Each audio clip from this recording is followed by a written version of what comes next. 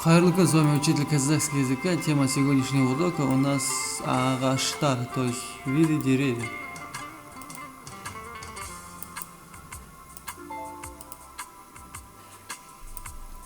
Повторите слово картинки, если учились, нажимайте слово «бастау».